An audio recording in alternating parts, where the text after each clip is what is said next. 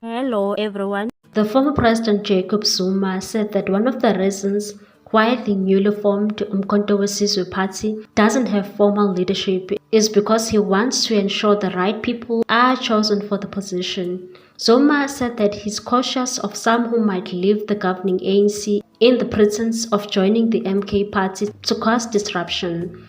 The new face of the newly formed party has warned against this and said some leaders in MK are well aware of this opportunistic behavior. Jacob Zuma was addressing MK party members at the party's regional rally at Alexandra Stadium in Johannesburg and said, "I want to send out a warning because people that come from the ANC and join Umkhonto we Sizwe come with ill discipline, corruption.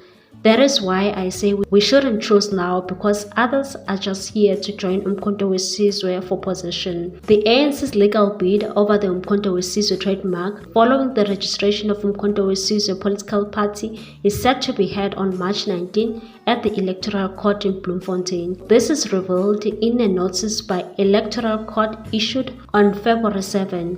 The MK party was registered in September last year by Jabulani Khumalo and will contest the 2024 elections. The discovery of the newly formed party was followed by governing party through its lawyers sending a letter to Khumalo demanding that he desist from using the Umkhonto we Sizwe logo and trademark. The ANC's legal dispute centers on the use of the logo and trademark, which the party argues may lead the public to believe that MK is connected to the governing party. The MK name was associated with the ANC's armed wing during apartheid.